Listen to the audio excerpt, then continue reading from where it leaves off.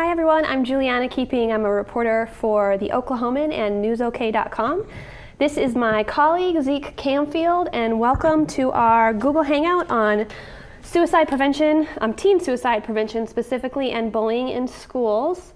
What's prompting our discussion was a tragic event in Stillwater on September 26th.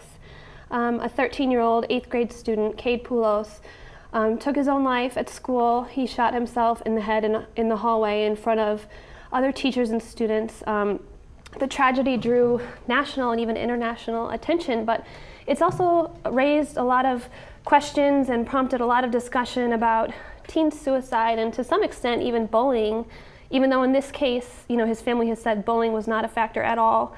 But still, we thought we would bring in some state experts and to just kind of walk us through what we need to know about teen suicide, about suicide in Oklahoma, and about bullying, and where it makes sense when those two things interact. So we brought some experts in, and I want to introduce them to you. We have Ken Elliott. Welcome, Ken. Hi. Hi. He is the coordinator of testing services, director of the Violence Prevention Project at the University of Central Oklahoma, as well as, I believe, a longtime counselor. Is that right, Ken? Family counselor. Yes.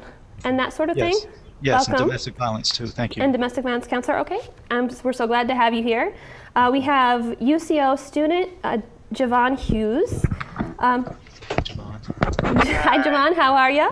And Javon will tell you more about what he does in a bit. We have David Harris.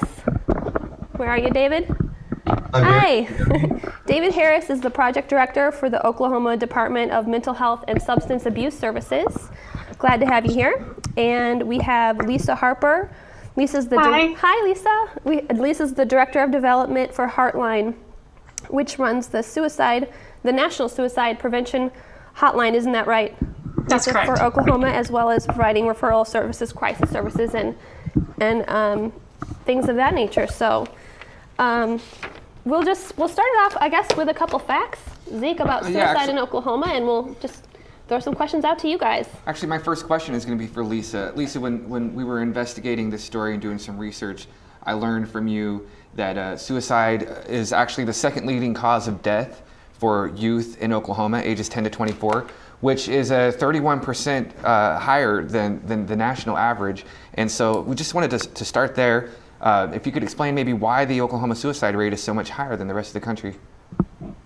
Well, it's hard to say why our area is worse than others, but we can say that here it's often a really taboo subject. We don't like to talk about suicide. We don't like to talk about mental illness. And I think everybody that's here today, our hope is that we can make it something that people are willing to talk about and make it more accessible. And also, I know in rural areas, if you look at the rates, tend to have higher rates than some of our metropolitan areas. And I don't know if that plays into why people, don't talk about it, but that is an aspect of it, is just that closed door aspect where we're trying to get people to talk about it more. I think that you had listed to me maybe some reasons that young people might choose to attempt or commit suicide. We talked about bullying earlier. We talked about depression. Could you maybe break down some of those facts and talk a little bit about what maybe the driving force behind this high rate of youth suicide in Oklahoma? Well, suicide is about ending pain, and that pain often comes from stresses and losses in life. And so for teens, they're often really focused on their current circumstances. So what we see from some reports is that some of the top reasons are a crisis in the past 2 weeks, intimate partner problems, which doesn't have to be a romantic relationship, but just an intimate relationship, as well as dealing with depression are kind of in some of those top reasons that we see with teens. But it could be stresses and losses from all different things that happen in life, from school, from family, from personal insecurities, from just a variety of things. And loss doesn't have to be death. It can be losing, moving away from your friends. It could be your parents getting divorced. It can really be a variety, but it's about having that pain that they feel like will never end, and the only way they can think to stop it is to end their life. And bullying is one of those things. I know that they talk a lot about online bullying these days and the different access that it can be 24 hours a day, 7 days a week in some cases. Have you seen then that is the case, that sometimes social situations and being taunted by peers and things of that nature may be leading to these kinds of acts of desperation? Well, bullying could definitely be one of those stressors that we talked about, one of those things that's adding a lot of stress or making them feel down or depressed. But a lot of times when we see suicide, it's often a combination of reasons. So we can't look at just as at bullying as the causation, because it can come from a variety of things. But it could definitely add to somebody's stress or make them feel depressed or down. We wanted to talk too about a story out of Edmond that this year, early in the year, they had a rash of 3 student suicides. These didn't occur at a school. They occurred actually among students at different schools, I think in private. But Ken was involved in the response, Edmond's response to these young people taking their lives. And I wondered if Ken could tell us something about what the school's response was to the suicides. Just enlighten us, I guess. Well, as you said, those 3 young people came from 3 different school sites, and so what happened was the whole community of Edmond was reeling in the aftermath of these losses. Each school came up with a plan to provide what we call post-vention services, and that includes having space and time and counselors available to speak with students and faculty and staff, and to provide a place for students who may also be at risk to also be able to talk about their feelings, because what we found is I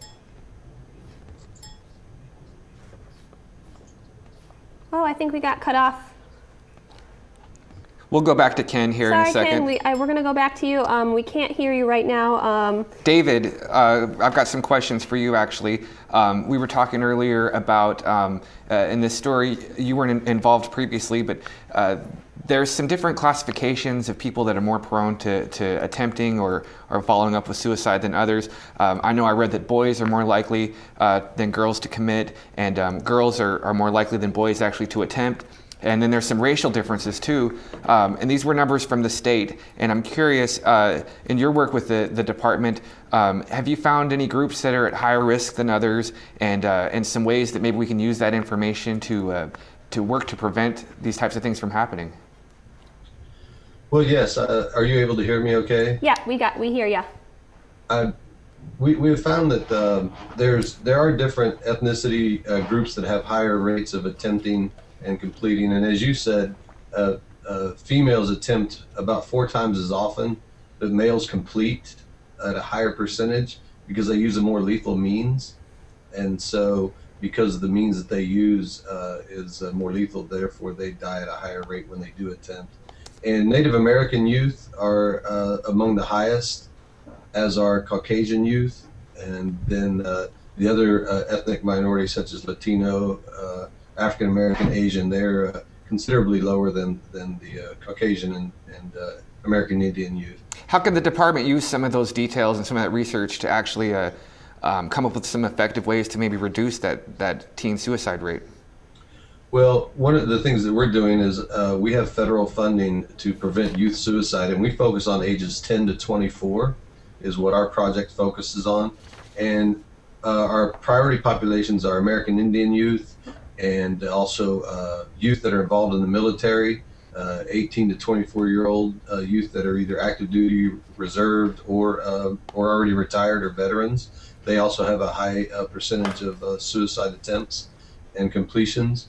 So we focus on those populations, as well as youth at risk who may have mental health or substance abuse issues and or emotional disorders. They also tend to be in the higher risk category. So those are our 3 primary focus areas.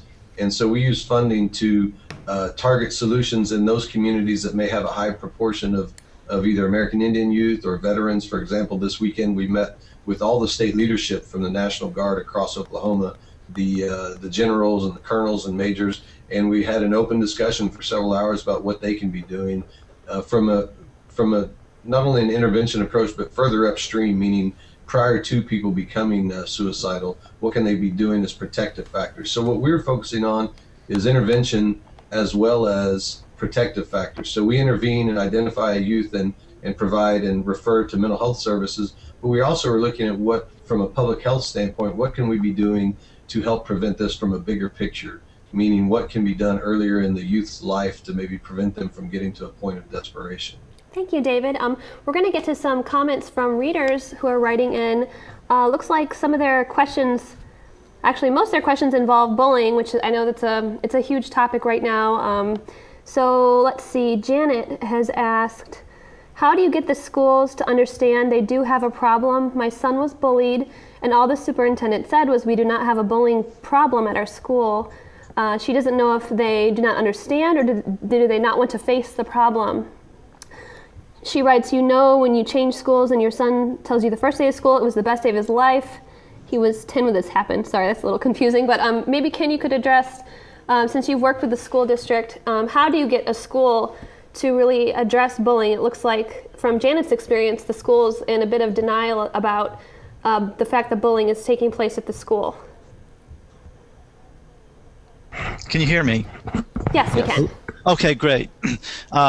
Sorry for the bad connection. We use a different system here at UCO. Oh, that's okay. Well, one thing is when a school district says that they have a no bullying, no tolerance policy, and they say because we have our no tolerance policy, we don't have bullying in our schools, that's inaccurate. There is bullying. There's bullying in every private school and public school. And the problem is, if you are addressing the issue with a person and they appear to talk down to you as a parent, or if they appear to minimize, or they accuse you of exaggerating the bullying incidents, or if they do something which is a taboo, if they pull the victim and the bully together and say together in a meeting, oh, we seem to have some misunderstandings here and we have some difficulties, let's work this out. That's inappropriate. You don't walk, you run to the next nearest person that will hear your concerns. As a parent, you need to be your child's best advocate. And if you get a response like that from someone in the school district, you will find 10 others who will listen to you and care. So I suggest that you go and you don't listen to just one response if it appears to minimize your needs or your child's needs. That you go and you keep talking until you get somebody who will hear you. And trust me, most people in schools do the right thing, and most staff in schools are the finest quality people you'll have, compassionate and caring. But if you get somebody who's insensitive, you need to move on. You need to find somebody in that school or that district that will hear you and hear your concerns. Now, Ken, we lost you earlier, but you were, I believe, at Edmond schools as a counselor when they had their incidences back in January. I'm not sure if any of those were bullying related, but if you could just kind of continue and tell me, how the school and how the rest of the community responded to that, and what types of things that you learned from that task force that you were involved with. Okay.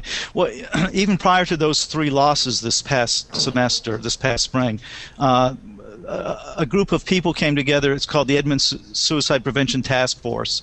And so on a community level, you've got members of the police department, you've got members of the school district, you've got counselors from the school district, you've got counselors from the community settings, you've got counseling agencies, private sector people pulling together to try to make a difference. What happened recently in Edmond with the 3 losses were so tragic, but this has been a growing problem in Edmond, as I suspect in other parts of the state, as was mentioned earlier. We're in a place where this is a single loss is way too much, but we're at a point where we've lost way too many people here in Edmond. It's needing not just a school response, it's needing a community-wide response. And so that's what we're trying to do. And as a member of the Edmond Suicide Prevention Task Force, that's why I'm here speaking today as someone saying it takes more than just schools. Schools take on so much nowadays. They're responsible for so many things. They can't do it alone. What other sorts of community organizations or community people need to be involved with something like this? What have you guys been doing in Edmond? Well, here in Edmond, we've got one of the largest nonprofit counseling agencies in town. Edmond Family Counseling is a real leader in the community in reaching out to families at risk and youth at risk. We've got, of course, the Edmond Police Department. We've got business leaders in the community. My co-chair is in the business sector on the task force. We've got skilled counselors and therapists. We've got clergy. Oh my gosh, we've got some of the best clergy around, and we've also addressed church as general as a place to go to help rally support, to really help deter and help suicide stop here in Edmond. Our goal as a group is to not only decrease the amounts of suicide, but to stop suicide. Okay, Juliana? Oh, Javon Hughes. If we could hear from Javon, we haven't gotten the chance to speak to him yet. Can you hear me, Ken? He can't, but I can. Oh, okay. Well, Javon, you now tell me more about what is your organization, and how do you guys work towards suicide prevention, and is it more college-based?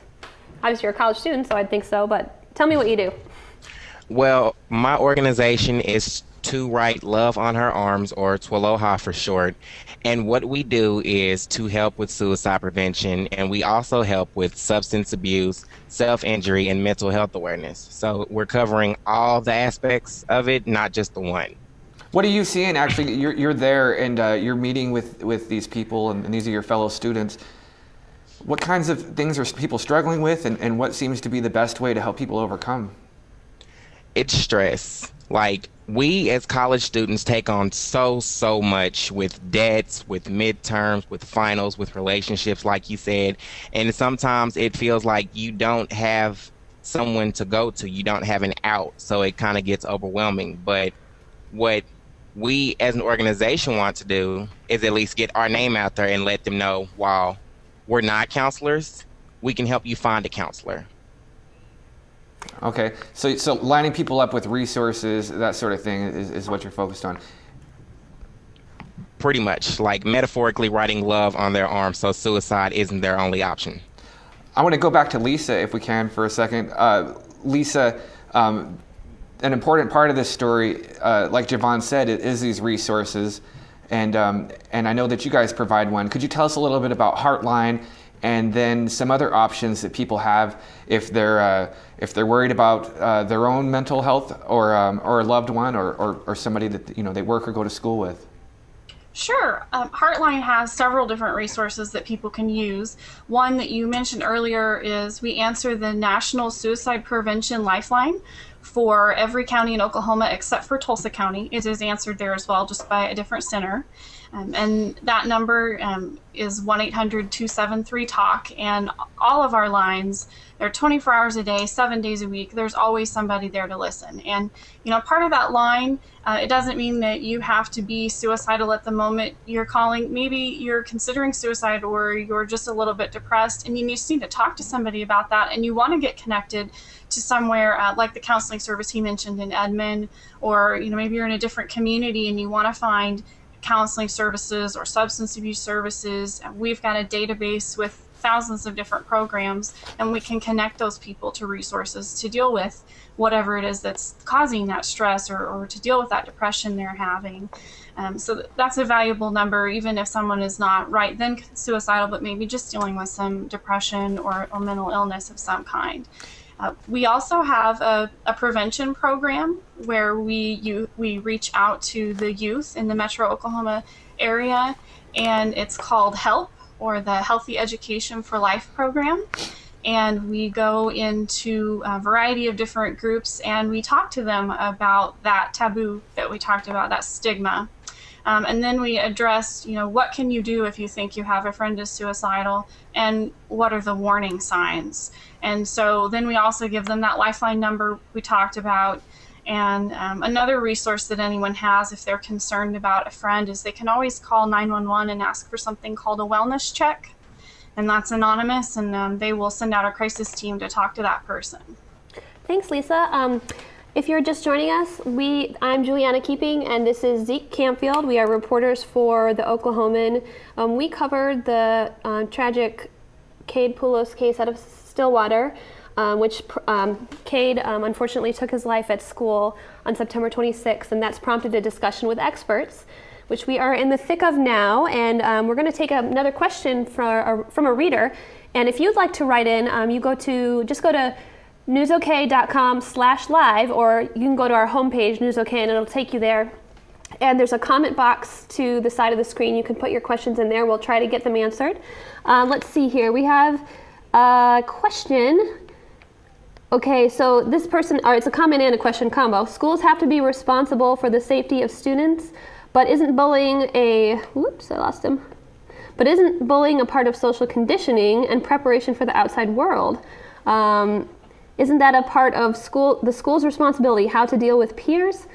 It's a little confusing, but another question this person asks is how much school involvement is too much? So I guess he's saying, shouldn't we accept some bullying in schools as kind of a natural progression of things, and where should a school draw the line as far as getting involved? I guess I'll ask Ken that question, since you've dealt with Edmond schools.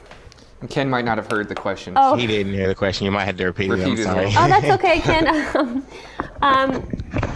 It was a question that shouldn't we allow some bullying? Shouldn't we accept some bullying in schools? Is that what you're saying? Well, he said this person was asking how much school involvement in too much is too much, and then he did say, isn't some bullying just kind of part of the natural order of things when you're a student growing up? What do you think about that? Well, there's always going to be some difficulties in negotiating friendships growing up, and that's part of the growing up process. But the term bullying, let's get real. Bullying is physical abuse. Bullying is sexual abuse. Bullying is verbal abuse and verbal threats. That's not part of the typical negotiating friendships and having disagreements and different likes and dislikes.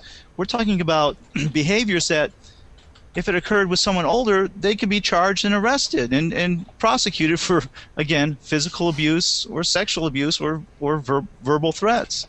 So I didn't hear the entire question, but I hope I'm answering to what you're referring to. But no, bullying and physical violence and sexual violence is not part of, it should not be part of a typical child's experiences. And this person also asked how much school involvement is too much when it comes to bullying. He's saying, should there be a line somewhere? My hope is that every single parent I ever worked with when I worked in the public schools, until recently I worked in public school settings, my hope is that every single parent that came to me with a concern about bullying, that I took it seriously and I moved it quickly and effectively. And my understanding is that most personnel in schools want to do that. I think anytime a parent raises a concern or a child raises a concern that they're being victimized, that it needs to be dealt with seriously. Well, Ken, while we've got you on the line, I thought an important aspect of our conversation last week had to do with the ways that a school official, a counselor like you worked as, but also parents can kind of identify that there may be something going on.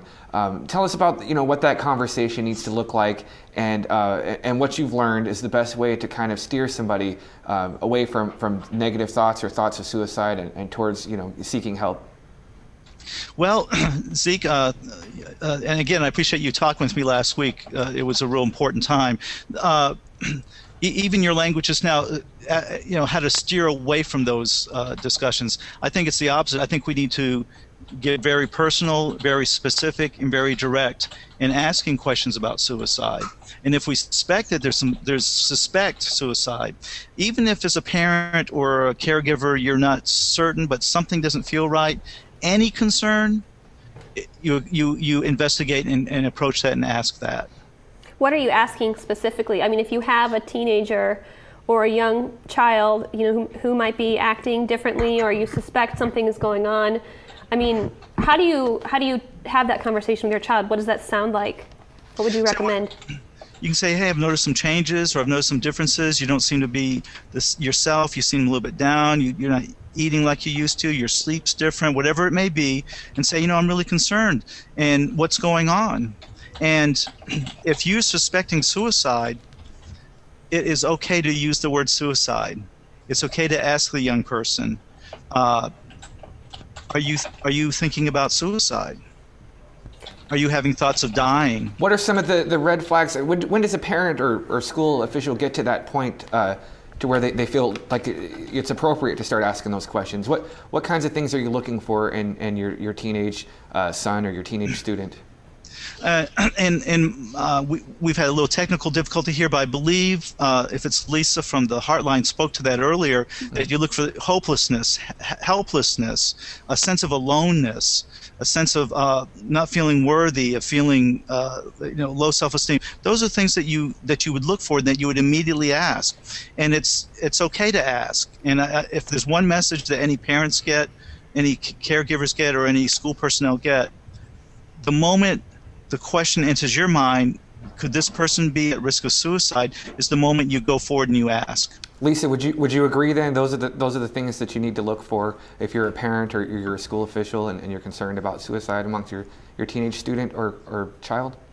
Absolutely. And, a few you can add on to that is just sometimes you might see somebody withdraw or isolate themselves. Something that's common, but especially common with teens, is giving away prized possessions. Obviously, that looks different at different ages. For a teen, that might be their brand new iPhone, that it doesn't make sense why they're giving it away.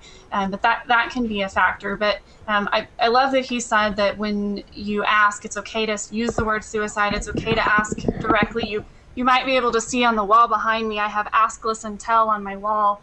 Those are the 3 steps that we tell students: to ask directly, to listen without judgment, and then to tell an adult that will listen, which, just like bullying, they might be ignored at first. And again, you can get help with some of these questions and answers at your hotline then, the 1-800-273-TALK. Absolutely. Okay. Are there any other state resources, David, that we're missing that we should be highlighting right now for people who have concerns about a loved one, or concerns with their own thoughts of suicide? Well, there are multiple resources, and Lisa has done a fantastic job of mentioning on the state level the 211 and also the Suicide Prevention Lifeline. One of the big things that we like to make sure is that people go onto the Suicide Prevention Resource Center, and there's a multitude of resources there, including responsible reporting guidelines. So we encourage you and everybody at OPUBCO and News OK to go on. It's a 1-page sheet. I think it's front and back 1 page.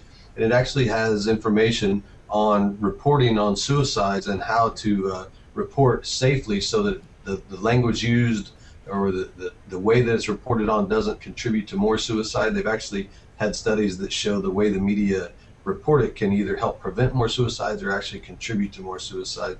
So we'd love for people in their communities to take those to their reporters, their news stations, their radio stations, things of that nature, because that's one of the biggest reaches we can have is through the media. David, you work for the state, and as we mentioned before, the state ranks pretty poorly when it comes to teen suicide. Is it just a matter of funding? Is there some political will? What is it that the people who live in Oklahoma can do to have their state take what steps are necessary to put that back in, to bring us back to level with maybe some of the other states around the country? Well, suicide is extremely complicated, and some people, Ken and Lisa both have mentioned that it takes a community approach, which is called the public health approach, meaning it's a multifaceted, complicated issue.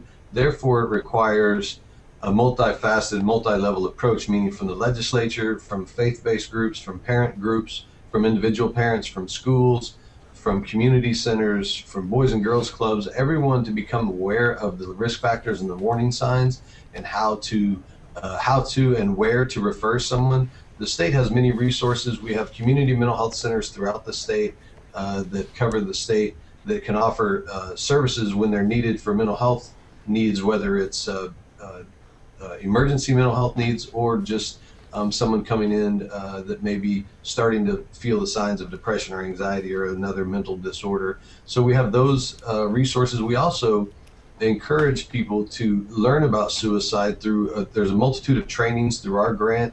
Ken Elliott is a champion. He's a great champion in the Edmond community and basically Oklahoma County with Question, Persuade, Refer. There's trainings depending on whether it's for clinical people, whether it's for the general public. So they can contact my office or they can contact Ken, and we can help them get in touch with trainings for their community so that they can then not only identify the risk factors, but also learn about the protective factors. and what things will help prevent suicide or prevent someone from getting in that place in the first place. Okay, and again, we have 1-800-273-TALK is a resource, the Heartline resource. Juliana, did you have some more questions online?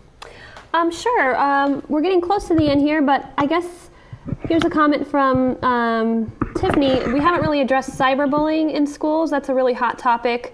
I don't know which one of our experts might want to take this one, but how do schools handle that? Ken, is that somewhere you have expertise as far as how to handle cyberbullying? Let's ask Javon. He's the youngest person on our panel. Okay. Sounds cyberbullying? good. Javon, do you hear me? Same question to you. Does your group ever deal with cyberbullying? Is this something that you guys have dealt with and addressed or seen, even at the college level? I mean, I wouldn't say that we've done our part of, getting to it, but we've definitely addressed it. And of course, we've all seen it. Like, I see it every day. There's times when I'm a part of it. Not even that, I'm the one doing the bullying, but I'm the one who's getting bullied. And it's something that is going to take a lot of precautions to stop, because the internet is accessible to everyone. Like, there's Facebook, there's Twitter, there's Tumblr, there's all these networks where you can go and express yourself, and someone who doesn't necessarily share your views will disagree with you the only way they know how, which is to attack. So that's kind of how the cyberbullying thing, takes effect to me. It's just I don't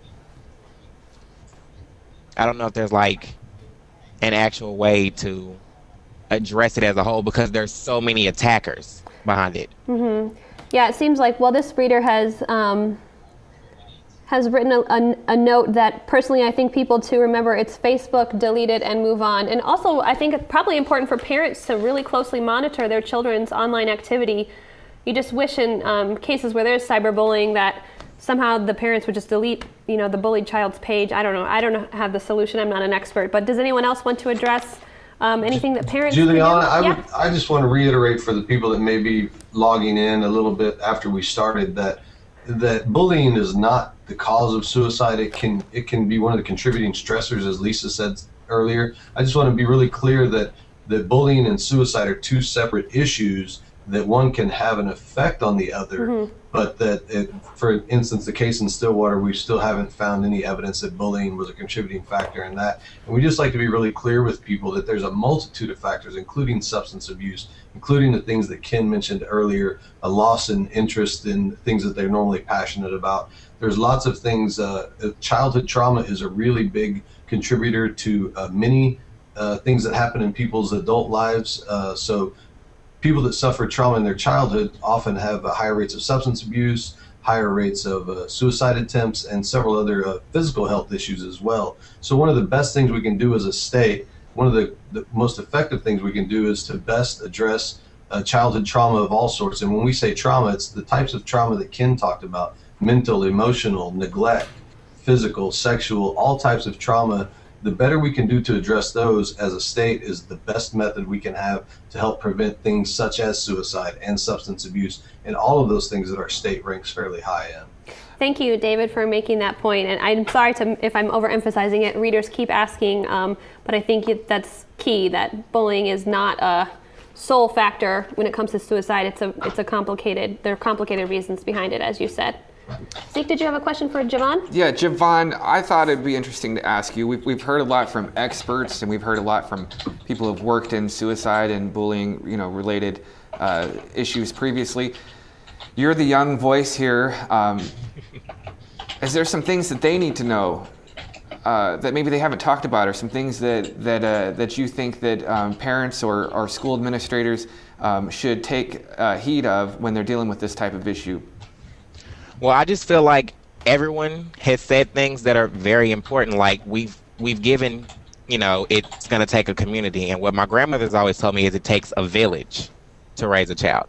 So it takes the parents, taking the time out of their day to ask their child how was their day. It takes the schools, not necessarily focusing on the work of the student, the grade point average of the student, but the student itself. It takes the student, even if they are overwhelmed, it takes the student to be able to come to you, but they won't be able to if they feel as though there's no connection there. So it's going to take more interaction between the parents. It's going to take more interaction between the schools, the counselors, everyone. So it's a two-way thing. Like, you give in to get back. Thanks. I think we might wrap it up. I think we've had a really productive discussion, and thank you so much to all of our panelists for sharing. Oh, I might be talking over Javon. Sorry if I am. But anyhow, again, we wanted to emphasize the suicide prevention number that's available statewide is 1-800-273-TALK. I'm Juliana Keeping, and this is Zeke Campfield. We are reporters. Thanks again to everyone for joining us today to have this really important discussion on teenage suicide prevention. I hope that you've learned something. I know that I have. Thank you. Thanks.